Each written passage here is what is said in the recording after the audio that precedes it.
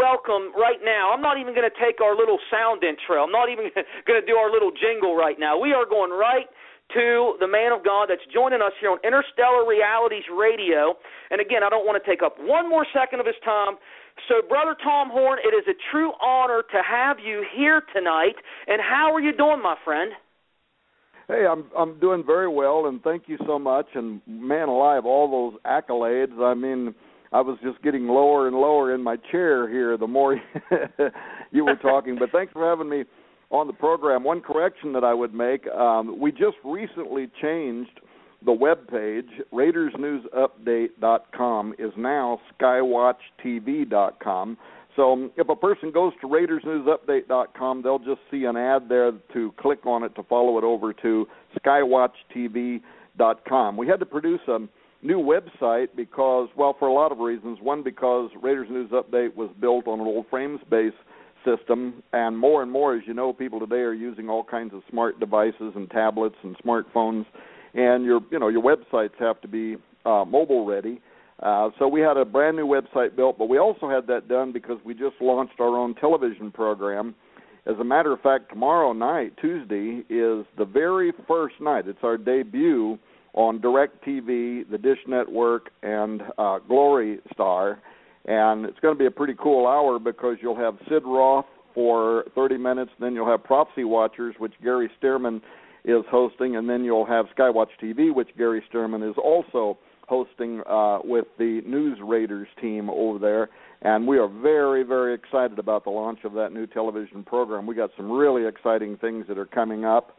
And I've bet the bank. I took all my retirement and put into it, so that's how much faith I have in it. I just know that God put us on this mission, and we're excited to be doing it. And to talk about the kind of stuff that I'm on your program to talk about tonight.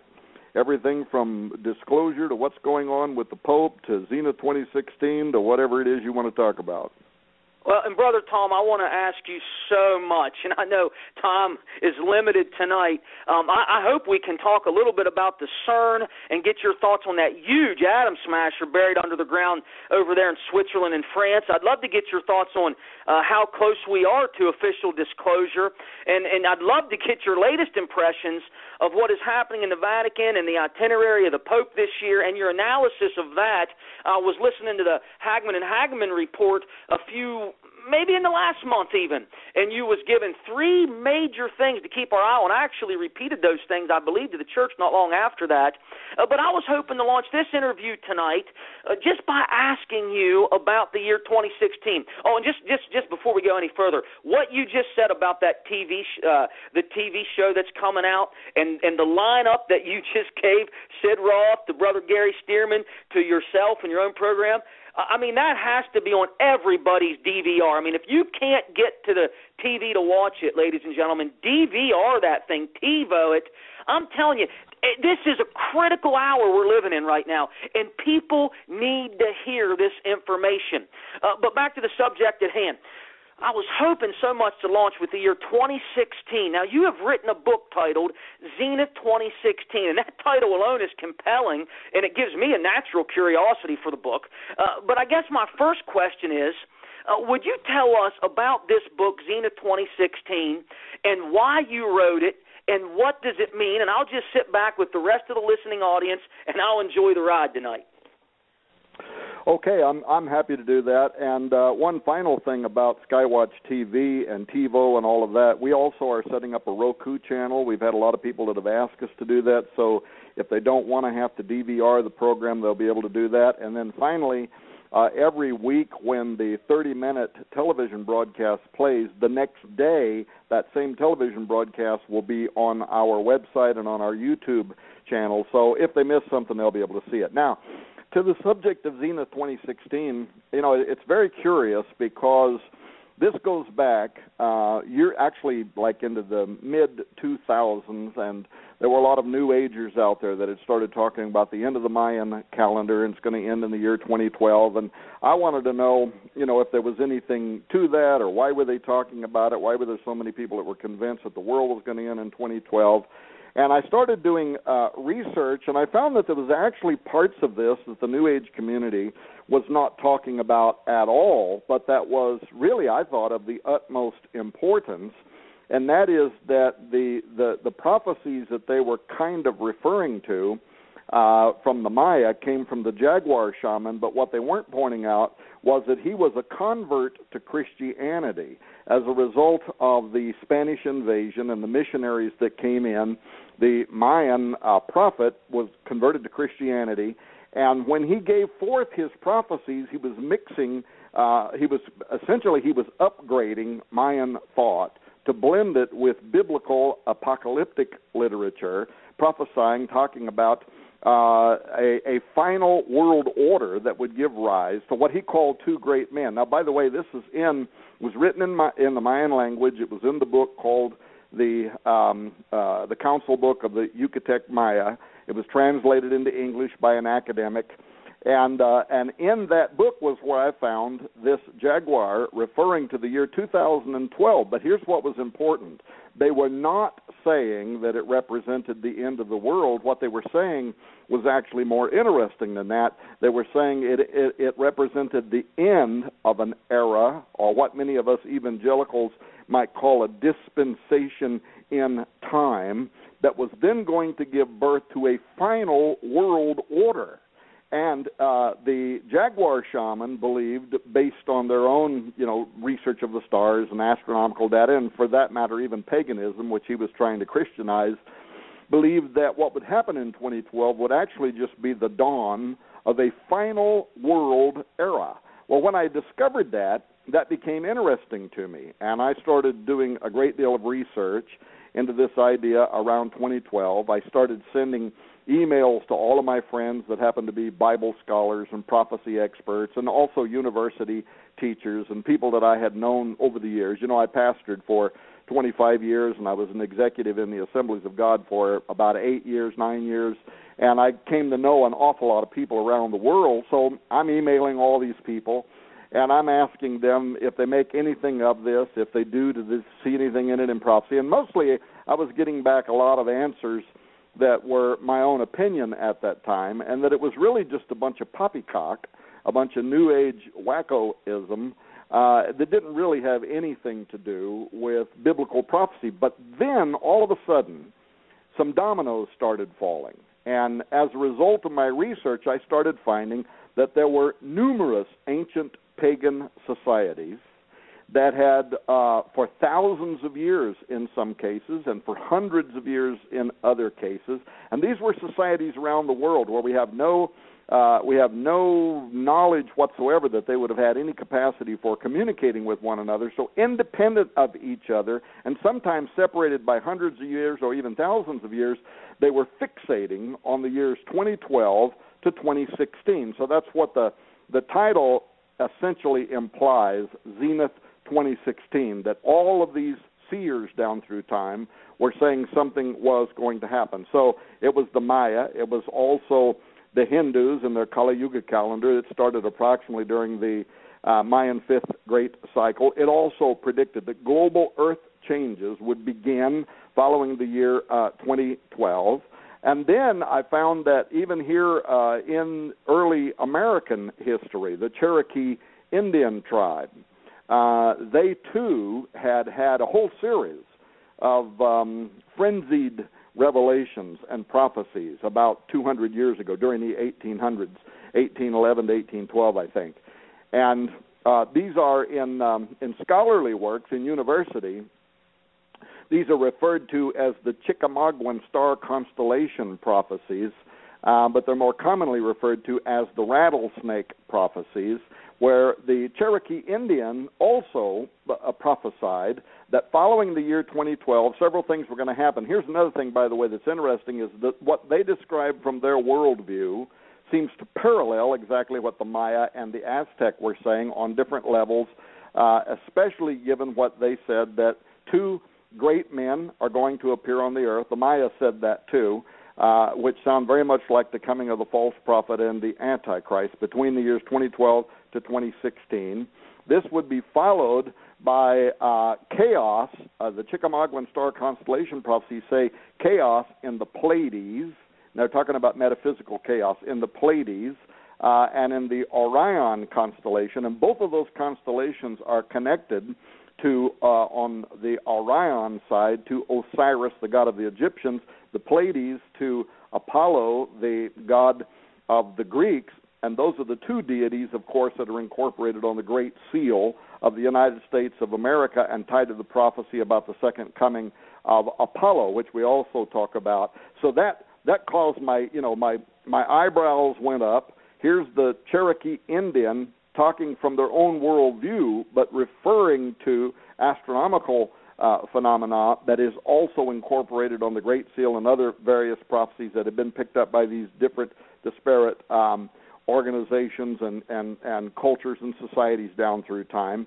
And they saw that following the appearance of these two great men on earth, which the Maya also saw, that then their rattlesnake, their feathered serpent, their plumed serpent, would return to the earth. Well, that's exactly what the Maya and the Aztecs said. Quetzalcoatl will return, Kukulcan will return, the plumed serpent will return to the earth. So now I was starting to stack up through Mesoamerica, through the American Indian indigenous tribes and peoples around the world, that some of these from thousands of years ago, some from a couple of hundred years ago, they all focused for some reason on this period, 2012 to 2016. Then I got an email from J.R. Church before he died. And because he had been one of the guys I had emailed, I said, do you know anything about this? Do you see any connection? So finally he emails me back and he says, hey, Tom, he said, did you know that in the Zohar, which is, of course, the most important work of Jewish Kabbalah, mysticism, and for people that don't know what the Zohar is, this is a really important Jewish mystical document. It was written in medieval Aramaic about 700 years ago now, and it's got all this mystical commentary about the Pentateuch, the first 5 books of the Bible, the Torah. But there is a section in the Zohar that J.R. wanted to point out to me that I'd read it, but I'd never put 2 and 2 together. And he said, Tom, open up the Zohar on your desktop. So I put on my headset. I've got J.R. Church on the phone, and I'm wearing my headset. I open up the Torah on my computer, and he said, the Zohar, on my computer. And he says, now go to Volume 3, Section 34, which is the Ve'era section of the Zohar. And he says, now open up the subsection called the Signs Heralding Mashiach, or in English, the Coming of the Messiah. So I open it up, and he starts walking me through it, and lo and behold, right here in the Zohar, it talks about how in the year 5773, which is the Jewish calendar, in the Gregorian calendar that we find, that would be the year 2012 to 2013, because their calendar year starts in the new moon of 2012, goes into 2013. And it starts talking about how during that period of time, the Messiah, Mashiach, is going to make himself known quietly to the Orthodox priests, the people in Israel that might be behind the building of the next temple and that sort of thing, but not yet to the world, but that sometime after 2012, 2013, and before 2016, he is going to make himself known to the nations of the world. I was just beside myself about this, that we have the Maya, we have the Aztec, we have the Cherokee Indians. Now we've got Jewish priests 700 years ago naming the exact same period of time, that 2012 to 2016, something's going to happen. Then I went from there and I discovered the 800-year-old prophecies of Rabbi Judah ben Samuel, who also focused on 2012 to 2016. Then Chris Putnam and we worked together to write Petrus Romanus. We also wrote the book Exa Vaticana, and right now, in a few weeks from now, we're releasing the most powerful of the 3 books. This book's called On the Path of the Immortals, and it is literally going to shake foundations. It's the most extraordinary research. In fact, it's so big, I've sent film crews to Arizona, to the ancient Anasazi dwellings. We're going to do a 6-week televised special report. I'm going to be doing major media. I'm going to be on the Jim Baker program here this week talking about it. I mean, it's just extraordinary what the findings are. But so Chris and I were doing this research, and we get a professor from a university who hears us on a radio show, and he emails us and he says, did you know that during the turn of the century, Protestant reformers, now we're a couple of hundred years ago, he said numerous Protestant reformers focused on the year 2012 to 2016, and among them were very, very famous preachers like Jonathan Edwards. And we followed up on this, and we actually went to the Yale University, got copies of letters that Jonathan Edwards had written. We reproduced some of these in our books, in which he predicted that the Antichrist and the false prophet would appear on earth sometime between the year 2012 to 2016. But before we were done, we had actually turned up 24 volumes of books, magazines, the Theological Dictionary of Princeton University from the 1800s, all of these kind of documents in which Protestant reformers were also saying that between the year 2012 and 2016. So the reason behind the title of that book and why I had to write it was I had this avalanche of information that I suddenly had landing in my lap. And my big question was this, not whether the prophecy of the popes or any of these other prophecies, not whether they were inspired divinely or demonically, but why? That was really the big question. Why did so many cultures all around the world for so many different ages of time tend to focus on this very period that we are living in right now? We're right in the middle of it. We're in 2015.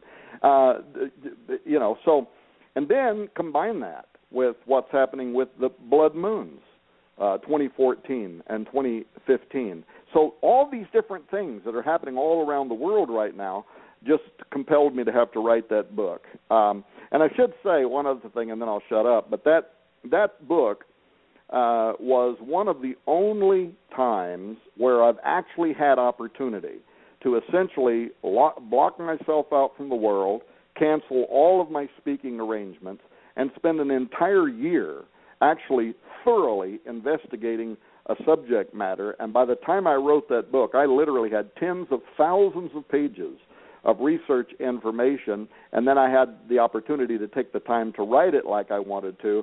And people all over the world have said that it's my magnum opus, that it's the best book I ever wrote. And I don't know if that's true, by the way, or if I've ever even written anything that is great. But I certainly was intrigued by this phenomenon concerning these year dates and why so many cultures focused on it. Well, Brother Tom, I tell you, as I've been working my way through Zenith 2016, I believe it's a book that everybody needs to read. I mean, just the opening, just the information in the very beginning of the book about the Founding Fathers and some of the things that it's hard to swallow at first. I mean, especially when you're raised a certain way, and I know you understand what I'm saying there, then you start discovering some of these things, and you're like, man, but it was a little while ago, before I even read Zenith 2016, that I started realizing that there was a real conflict at the beginning stages of our nation. Before the Declaration was even signed, revivals had broken out in the colony, and it's almost like we became a Christian nation in spite of the efforts of many powerful men to make us something different. It was like the revivals were breaking out in the colonies as these men of God were thundering the gospel, and it seems that is why we have the Christian heritage that we have. It's more because, and this is how I've kind of received it in my research, it's more because of the men of God that had the power, the Holy Spirit was preaching the Word. And, man, this nation just went into revival around the time of the framing of the Declaration of Independence. I just found that so fascinating that there was a real spiritual battle in this country before the pen was ever put to the paper in the State House in Philadelphia. Yeah, well, that's very astute of you. That's actually the way I typically like to phrase that, is that we became a Christian nation despite perhaps what a handful of Freemasons had intended to build here. The truth is, most of the signers of the Declaration of Independence were Freemasons, and they were committed to an occult plan that is, it's often called the Atlantean scheme. This was a vision, that was based on the works of Sir Francis Bacon, who was an English philosopher, an author, a Rosicrucian. He writes this novel, New Atlantis, that was published in the 1600s. But it portrayed a very specific utopian vision, and there were very powerful members of secret intellectual societies throughout Europe that were very committed to building a new kind of democracy based on the enlightened grandeur of ancient Atlantis as it had been described by Sir Francis Bacon. In fact, there's a Newfoundland stamp. You can look this up on Wikipedia and even see this Newfoundland stamp that is a picture of Francis Bacon on the front of it, talking about how he is the pioneer of the order that will be established here in the United States of America, because the intellectuals in Europe realized that things were too entrenched there. They were never going to be able to establish what they wanted in that country, but they looked here at the New World, America, as a place that was unimpeded by political realities entrenched in their own homeland. And you can read the writings of the Freemasons themselves. Manly P. Hall, who is widely considered Freemasonry's greatest philosopher. He was a 33rd degree Freemason, and he goes into detail about how the early founders of this country were committed to that Atlantean scheme. So that happened to be a fact, and so I typically phrase it the same way you have, that there might have been a small handful of people who were very powerful in the sense that they were in politics, and these were attorneys, and they were highly placed in various positions throughout the government. Thomas Jefferson, of course, wanted Washington, D.C. to even be based after the Roman pantheon, which was dedicated to all pagan gods. So there was a lot of that influence. But what was happening outside of those pristine halls was the Pilgrim movement, which was giving birth to a great awakening here throughout this continent. And as a result of these preachers, as you mentioned a moment ago, who were on fire for God, and people who were on fire for God, this became a Christian nation despite what some of the original founders wanted to do. And throughout the history of this nation, God has saved us from ourselves more than once. I think, frankly, we're standing again right now today at a crossroads. If you look at our relationship with the nation of Israel, if you look at our relationship with the church, if you look at the persecution that's coming upon those who are truly born again right now, who are being told that they're going to have to get in line with certain agendas, or they could have their churches taken away, or they might not have the opportunity to be able to preach, or they could get arrested, or whatever. This is happening around the world. It isn't just ISIS over there along the Euphrates River that's trying to fulfill end times biblical prophecy. There's also an institutionalized side of religion that also is aligning to persecute those who would be truly born again. But here's the upside to that story. That was also true just before every great awakening. If you go back and look at the first great awakening, second, the third, every time it looked like there was no hope, the church is dead, and what happened? All of a sudden, the fire of the gospel somehow was ignited in the hearts of young men and women who became powerful preachers, who became anointed to preach the gospel. And the Apostle Paul gives us the key for national transformation. It is not in the hands of politicians, but rather the Apostle Paul says, I'm not ashamed of the gospel of Christ, for it is the power, and that's the Greek word dunamein, from which we make the word dynamite. It is the explosive power of God, and that's what changes people's hearts. It won't be dominionist efforts to vote in the right person to be our champions in some political quarter, though we may have some kind of responsibility, right, for voting for moral good or voting against immorality or evil, but that's not what changes nations. What changes nations is radio programs like this and other people whose hearts are filled with the passion of the Holy Spirit and who become preachers of the gospel of Jesus Christ. That's what changed. The disciples went out from Jesus rejoicing that he had given them power over supernatural darkness. And no matter how the powers that be tried to suppress the preaching of the gospel by imprisoning them or martyring them.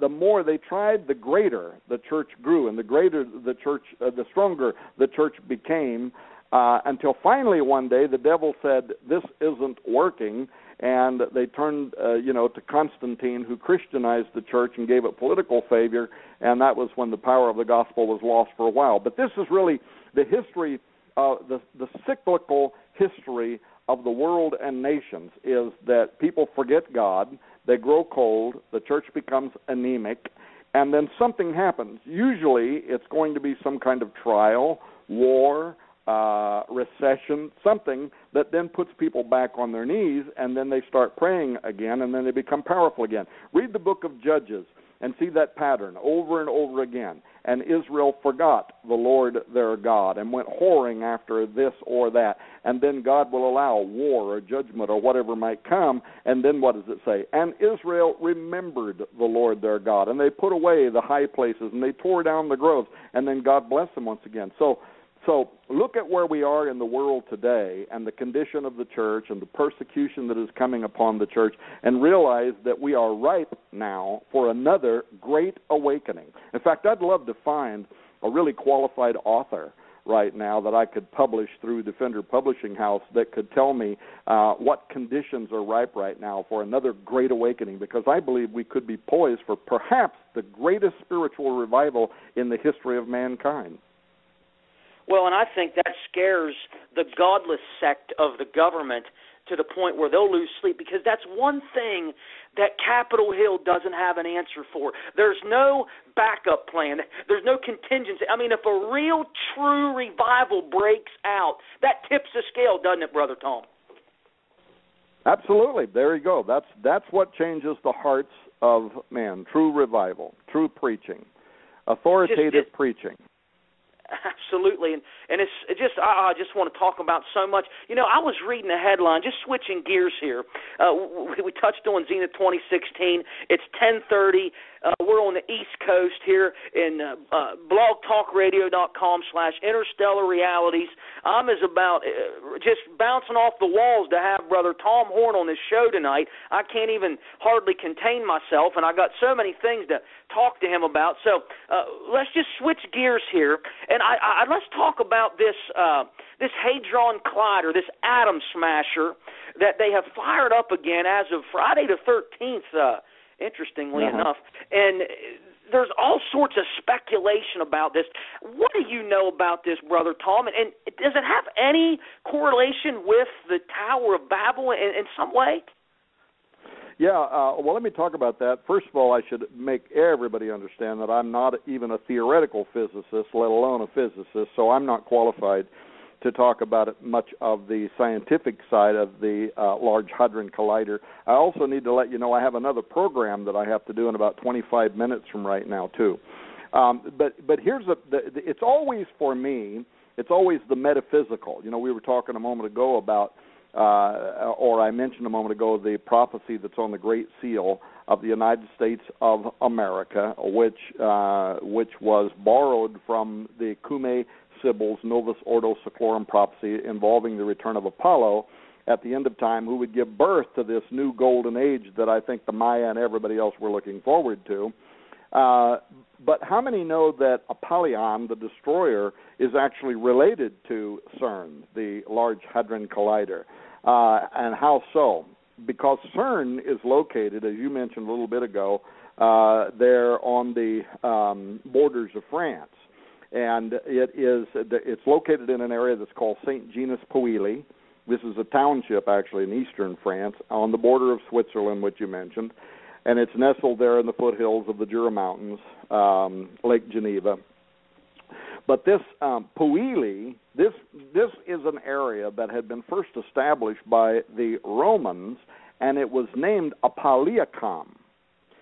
Apolliacum, taken from Apollo, and this served as literally a location for a temple to the god Apollo or Apollyon, who's listed in the book of Revelation as belonging to the king of the hybrid fallen angel creatures. In fact, I was just now, as you were talking, I was trying to find some notes that I had been making earlier today, which I wished I could find now and can't, but today I was reading Revelation 9 again, and you know how it talks about Revelation 9:13, the sixth trumpet blows and the angels are released from the great river Euphrates. Now, why is that important? Because that's the very area that the Islamic nation is operating in right now. The Euphrates, runs from the mountains of western Turkey down through Syria, Iraq, the Persian Gulf, and so the literal stomping grounds right now of ISIS, who are very much apocalyptically driven. They want the armies of Rome, to meet them in Dabiq. That's any kind of an infidel army. That might be the United States and coalition forces. They're trying as much as they can by beheading on television and all those things they're doing to outrage the nations of the world, to draw them into a battle because it's part of their apocalyptic belief system. They believe, like we Christians talk about Megiddo and Armageddon, and this is going to come at the end of a tribulation period when God intervenes on behalf of the Jewish nation and destroys the armies of Antichrist. But in the Muslim Islamic faith, the Sunni and Shia faith, that's reversed. That's what happens first, and it happens in Dabiq. That's why they've named their magazine Dabiq, that they're going to enrage all the nations, and then the nations are going to gather together in Dabiq, where they're going to be slaughtered somehow, either by nuclear bomb or whatever it is they're going to do. They're going to wipe them out, and then their caliphate's going to swing spread across the earth. Ultimately, this is all going to result in the return of their, first the Dajjal, which is their version of the Antichrist, and then their Mahdi. And, of course, Jesus Christ, they say, is also going to come back, and he's going to spear the Dajjal and help the Mahdi to, let this righteous army sweep over the world. But today, I was reading about this. I thought, man, the very grounds, what is the chance that the very grounds that ISIS right now are operating in is from the book of Revelation, the 6th chapter, but it's the 5th, the 9th chapter, 1 through 12, but it is the 5th trumpet, the one that blows before these angels are released from the great river Euphrates. That's where a mighty angel, having a key in his hand, comes down to the earth, and he opens the pit, and inside the pit, this horrific horde of locusts, transgenic locusts, come up out of the earth to torture the inhabitants of the earth. But it's there that it says that they have a king over them who is Apollyon, or as this ancient town here, which today is called St. Genus Poeli, where CERN was built, was known as Apaliacum. This is literally an area where an ancient belief existed that this might be the place where the pit would open at the end of time. So of all places on the earth, why in the world would they have gone there where the demon destroyer, it was believed, would come up out of this abyss when it was unsealed? And then not only do they do that, they go there and they build the Large Hadron Collider, the CERN Collider, and then they put right out in front of it the Hindu version of the destroyer god, the Shiva, which destroys at the molecular level and then puts it back together again. So now you mentioned the Tower of Babel. It is said that one of the possible locations for the Tower of Babel was actually directly over the presumed location of the Abzu, or the abyss. And the question is whether Nimrod was actually trying to unleash the locusts in defiance of God's ultimate timing. You said you're going to have Dr. Michael Lake on your program here pretty soon. You could talk with him about some of that stuff. But Nimrod was deified as Apollo by the Greeks and Osiris by the Egyptians, and he is considered to be the same spirit that's going to return to the earth in the last days as the Antichrist. As a matter of fact, that too is discussed in the Scriptures. 2 Thessalonians 2:3, the Apostle Paul warns the Thessalonians that the Antichrist will be the son of perdition, and that is the Greek term Apollyon, Apollo. In Revelation 17:8, again it says the beast will come up out of the bottomless pit and enter into perdition, and that Greek word is Apollyon. Apollo. So the belief is that the Bible identifies the same spirit that the ancient Greeks would have referred to as Apollo as the king of that bottomless pit. And right there where CERN was built, it was believed in Roman times that that is where this doorway might exist, out of which this destroyer demon is going to come, and CERN goes there and builds their collider, and they're telling us what the collider is. The director of CERN has done interviews in which he has said that they are trying there to open a gateway, a doorway. In fact, he said we may send something through the doorway, or something may come through the doorway into our reality. So pretty astonishing, really, when you think about what we are doing over there. And, Brother Tom, we're down to about 10, 15 minutes at the most right now, and I don't want to back you up too far, so whenever you have to cut out of here, you just let me know. I hit a timer when you said about 25 minutes. I grabbed my phone and I started hitting a timer because I don't want to mess up your schedule at all. You're extremely busy, and we're just so thankful you could be with us for a small moment of time here tonight. But just on an overall general viewpoint, as far as end times go right now, and you read the book of Revelation, and your understanding of the Bible is astounding to me. When you think about Bible prophecy, when you think about the end times, and when you think about where we are right now, how close is all this, Brother Tom, the return of the Lord, the rise of the Antichrist? What are you trekking with now? I hope you understand my question. It's like a general overview of what you're looking at, where you think we are on the prophetic timeline right now. Well, again, you mentioned that you were listening to a program the other day where I was talking about different things that I think that people ought to be watching for. I think maybe it was the 4 things or 5 things that I had listed that people ought to be watching for in 2015 that connect to this current Pope. I think that the Pope has put himself out there. I think that he definitely is one of the personalities that I myself am going to be watching. And why would that be true? Well, first of all, because any day now, this month, he is supposed to put forward an encyclical, which is a rare and important document, an authoritative document that is published by a pope, in which he provides moral guidance, but more than that, he speaks as the voice of God.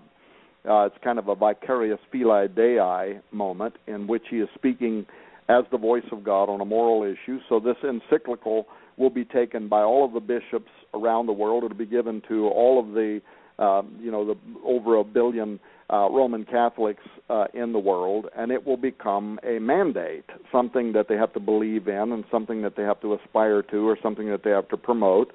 And the question is, what is this encyclical going to say? Now, we're going to find out, right away. We're going to find out in the next few days or this month, as I understand it.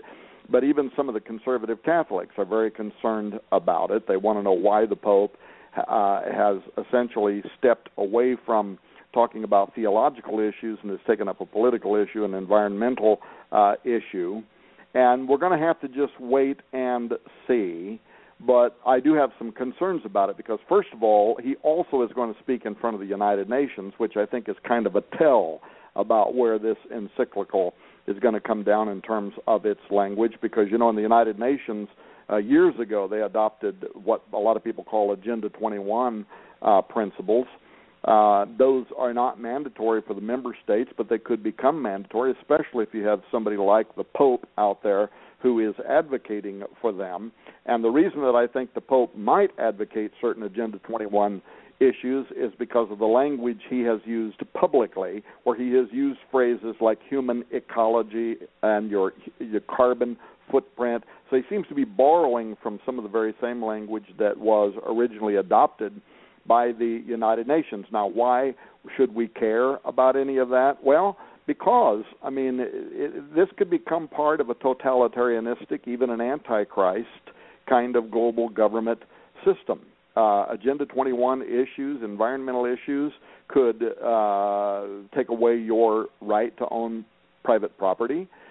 Even if you're allowed to own private property, it could restrict your use of that property, whether or not you could raise a garden, things like that, whether you could capture the rainwater off the top of your house to put it into a cistern so that you could use it for emergency uses. There are states already where people are fighting issues like that, but this originated with the United Nations Agenda 21 issues, but it could be even worse than that. Agenda 21 issues could limit how many children you're allowed to have, whether or not you're even allowed to have a car.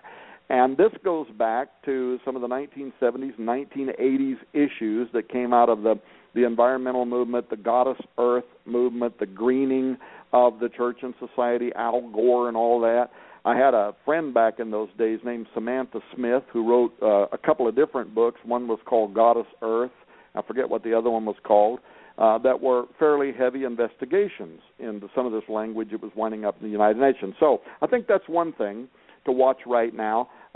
One other part of this whole environmental question, however, could be whether the Pope would include language that takes this from the greening of the church, environmental issues and Agenda 21 issues, to the issues of Gaia, divinity. Some of the oldest pagan religions in the world and all around the world, and from almost every major ancient culture, was this belief that the earth is actually a living, sentient being to whom we owe devotion. And so the earth itself was literally worshipped as an entity, and that we were to be at one, not just at one with this entity, but it was idolatrous. We were to worship the entity. So in Christian centers, we might say that Christians would certainly have a responsibility to be good stewards of the earth, but stewardship is entirely different than worshiping the earth. We would say we could be stewards of the earth, but all of our worship and devotion goes to God, who uses the earth perhaps as an instrument to bless us with things like food and things like that, but we would never worship the earth. We only give devotion to God, where in Gaiaism, that whole role is reversed. The earth literally becomes the mother of God, and these are things, of course, in Catholicism that can get quite confusing. So that's one thing I think we need to really watch out for, what's going to happen here this week, next week, when the Pope issues his encyclical. The second thing is he also has announced that he is this year going to call together a summit of all of the major religions of the world to work towards global unity. And that, too, is very prophetic, because I think that we're living in a time when a man of superior intelligence, wit, charm, diplomacy is going to appear on the world scene as a savior. And right now, this Pope has a 95% popularity rating. He's extraordinarily popular, more so than any man on the face of the earth today. He rates higher than everybody, including the presidents of nations.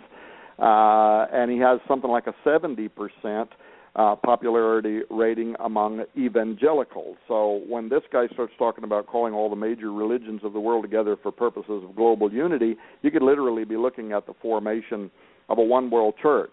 And if I had time, I could describe how I think certain trigger events could work in favor of that would cause both the nations of the earth and the religious centers of the earth to temporarily at least lay down their differences and come together under one global umbrella. And I think this Pope would be right at the center of that.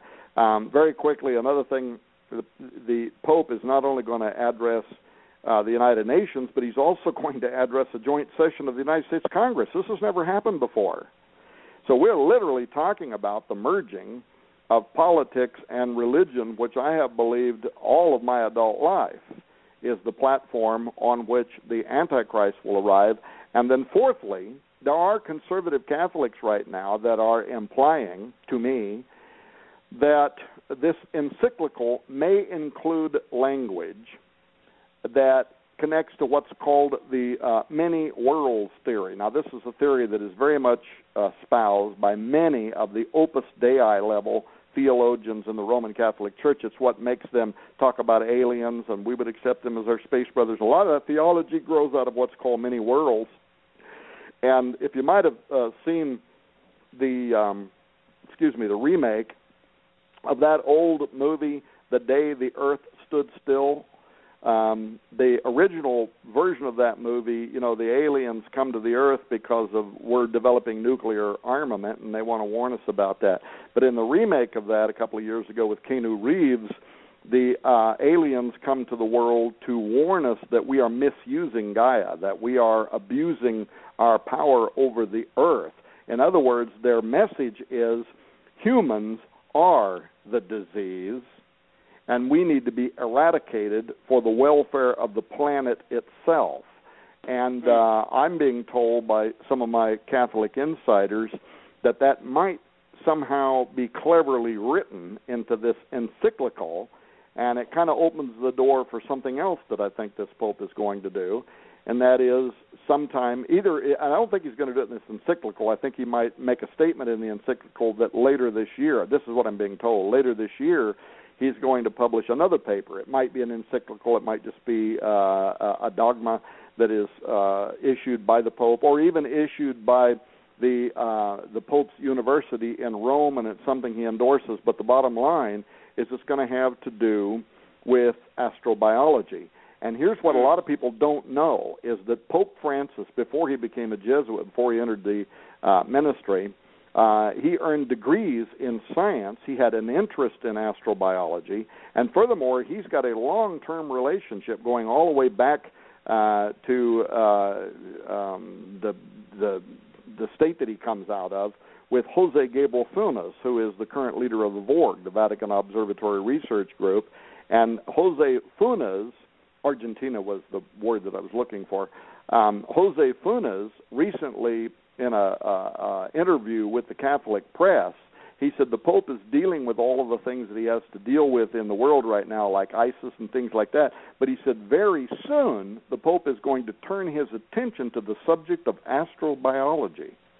Now, Jose Funes is the head of the Vatican Observatory Research Group, and he has been a friend, a personal friend, a close friend of Pope Francis for many, many years. So he's got inside information, and I'd love to know what made him say that to the Catholic press. But the research that Chris Putnam and I have been doing from Mount Graham, and then, of course, we had to go back to Mount Graham, and the book that we're going to be publishing, On the Path of the Immortals, takes us right back to the astronomers from the Vatican, and Guy Consolmagno, who I've interviewed now 5 times from Rome, and they are preparing doctrine right now at the Pope's University that goes through a process of being accepted and then becoming church doctrine that is spooky, to say the least, my friend. Well, I believe it, Brother Tom. And with that, we're almost at 8 to the top of the hour here.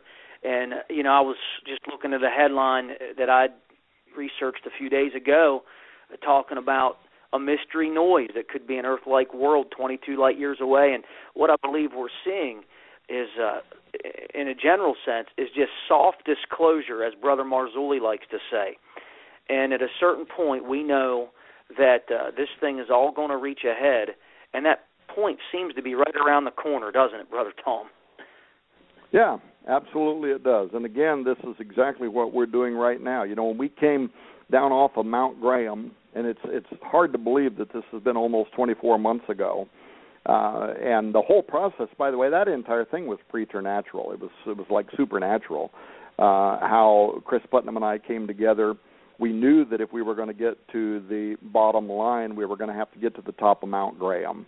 And people don't understand. You don't just get in a car and drive up to Mount Graham and say, we're here to see the aliens. I mean, this place is highly, highly guarded.